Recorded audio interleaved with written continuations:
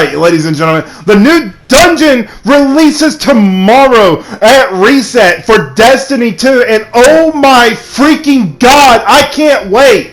Let's dive right on. What's going on, guys? Dusty here, welcome back to another YouTube video, and today we are taking a look at Destiny 2 once again. But today, for the first time since Val the Disciple, we are entering into another race, and this time it is the world's first race for Destiny 2's new dungeon. I don't even know what the title of the new dungeon is yet. They haven't told us anything other than that the dungeon could very well be Cabal themed.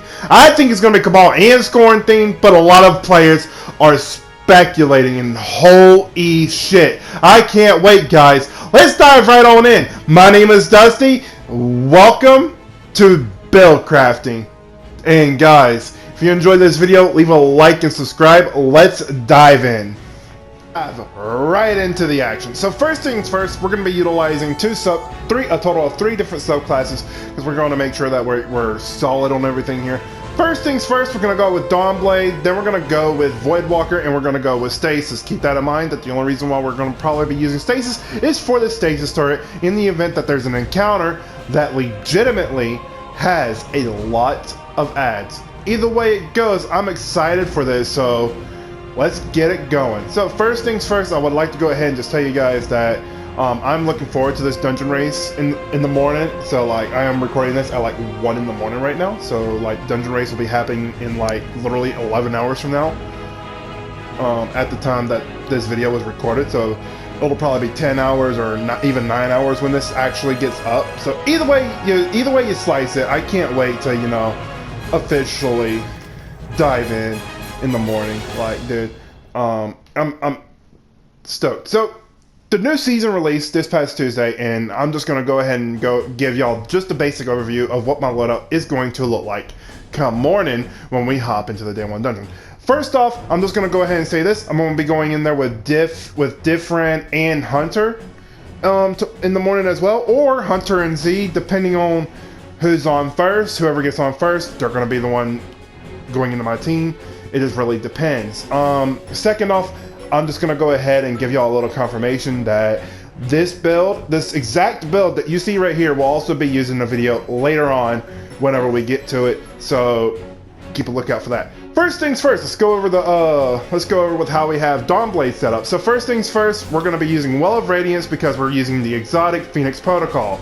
We're also gonna be using Healing Rift, Balance Glide, Incinerator Snap, Solar Grenade, Icarus Dash, and Touch of Flame. Touch of Flame makes Solar Grenade busted because it literally throws lava everywhere, and like with Ember of Searing, Ember of Ashes, Blistering, and Singeing, it just makes it lethal, dude. It makes Ad Clear look like a joke, especially with the Callous mini tool. And also, apologies if you see this Fatebringer.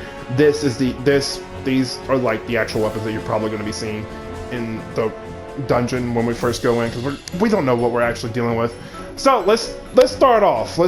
Okay, so first things first, Pardon Our Dust. We're going to be running Pardon Our Dust with Blinding Nades, Vorpal, and Perpetual Motion, mainly because Blinding Nades is good, and then if you have Vorpal, that's just the icing on the cake. We're also going to be running a crate. What's this? Dusty running a fucking auto rifle? How absurd! Guys, hear me out, okay?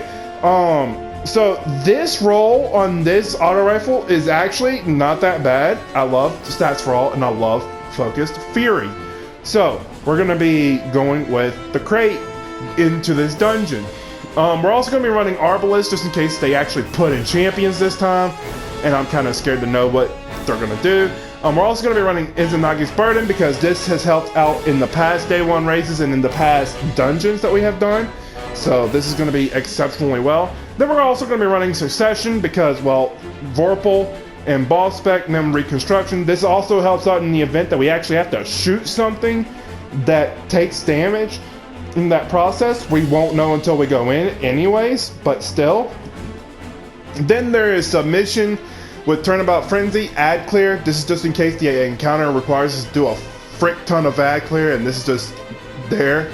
Fatebringer for the exact same reason, except it's procced for majors. This is probably going to change to minor come morning. but still. In terms of energy weapons, let's go over them. First things first, you may see a lot of differences here.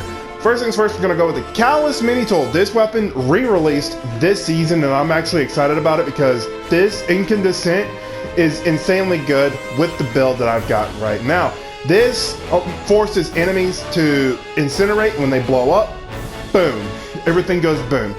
And like, we're going to go with Grave Robber. Grave Robber, hear me out, is actually kind of nuts because kills with this weapon regenerates your melee. I've already got a fuck ton of discipline anyway, so we're gonna go with melee because look at the stat for strength. It's literally 26. So Grave Robber is also good because this weapon gets resupplied with ammo in the magazine every time we use a melee ability. So every time we use the incinerator snap, we get ammo back in the gun, which allows us to get more kills, which allows us to get our melee back, which allows us to use the snap again. And I'm going way too fast, and I'm actually gonna have a heart attack doing this, but oh well. Next up, we're gonna also be running Funnel Web. Funnel Web hasn't failed us before. This is gonna go well with our Void build, just in the event that we need to use Void instead of Solar. We're also gonna be running Bottom Dollar for the same exact reason as I just said before. This is just in the event that we actually have to use Void and not Solar. We're going to be running Forbearance, Ad Clearing, Chain Reaction, Unrelenting. This gives us a fuck ton of HP, and I absolutely love it. This is going to make well look insane. So like, if I do have to swap to a special weapon, obviously I'm going to run Fatebringer or Submission or the Crate. Either way, we're gonna go with Nezarek's Whisper. Yes, you heard it right. A glaive in a loadout for like the first time since, well, Val the Disciple. Though let's be honest, I haven't used a glaive since day one Val. Like, I've used Lubre, but like that was about it, and like it was only used once. But we're actually gonna be using Nezarek's Whisper because it has lead from gold and frenzy, so this makes Ad Clear pretty good.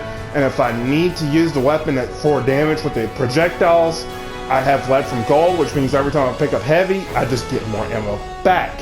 We're gonna go with Vision and Confluence. Don't at me for this, chat, because a lot of people have said that this weapon is actually hot garbage, but I don't believe it for 1 second, because this weapon has been there for me every single time I've done VOG, every single time I've done anything in this game, and this weapon will always be there for me till the end of time. We're gonna also go with the Forge's Pledge because One for All and Surplus is actually kind of decent. You can land, if you can land some decent shots, kill enemies within a short amount of time, One for All procs, then that just means you're gonna kill more enemies, and that's just gonna cycle out with Surplus. We're gonna also run Without Remorse. Again, Stats for All, Incandescent. If you can get Incandescent to proc on more than one enemy, this causes Stats for All to activate, which allows you to get your super back quickly. It allows you to get your melee back quickly, your grenade, your rift, all that shit, and it's actually kind of nuts. Now, in terms of heavy, we're going to be running Gallowhorn, Ad Clear, also Wolfpack rounds won't hurt.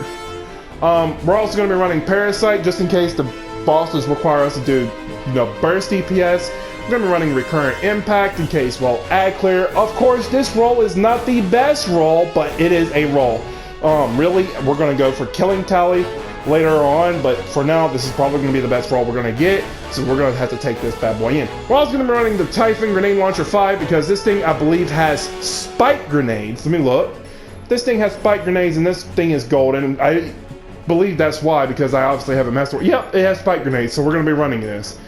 And Explosive Light with Stats for All. This, of course, if we choose to like kill enemies with it, Stats for All is going to be useful, but Explosive Light is there for the sole purpose of DPS. In terms of course, then there's always this is my boo, this is my baby, Balmira B. Of course, like, auto-loading Explosive Light, perfect. Especially with Boss Spec, proc this with freaking Izanagi's and you're gonna destroy. You're gonna wreck somebody's shit with this.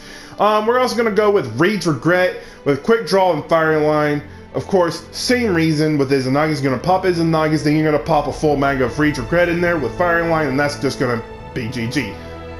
In terms of armor, of course, if we're running Solar, we're gonna be running a Solar helmet. If we're running Void, a Void helmet, or Nezarec Sin, because, well, that's pretty much what the build calls for. We're really gonna be running Nezarec Sin and Funnel Web, but still. We're gonna be running recovery increase, harmonic siphon, kinetic siphon, and well of life. This just makes it a lot easier to handle the fact that Benevolent Dawn is gone for well. So this just pretty much becomes Benevolent Dawn for well. We're also gonna be running we're gonna be running gloves with recovery for the same exact reason that there's a spider in my room. I'm going to kill it. The spider's dead. But yeah, we're going to be running those for the same exact reason as the helmet, mainly because, well, we have already got 100 discipline. We don't need to go proc any more into it. We're going to be running Unstoppable and Overload because we don't know if we're fighting Scorn, nor do we know if we're fighting Cabal. I believe we're gonna fight Cabal, so Unstoppable is pretty good in the event that Bungie's like brave enough to put in freaking champions. Phoenix Protocol for the ability to get our well back. We're gonna also be running the Solar Void Fusion combination along with Concussive Dampener and the grenade energy. This allows us to hit that solid 100 on the grenade, and this I believe also has Elemental Ordnance, which creates a well every time we use a grenade. This is gonna be pretty busted every time we use it. We got Reaping Well Maker. Every time we use a Rift, we get a Void Well, and this allows us to proc into Well of Tenacity. Every time we pick up a Void Well, we gain damage resistance. And that's about it, guys. And if you enjoyed this video, leave a like and subscribe, and we'll see you guys in the next one. Peace.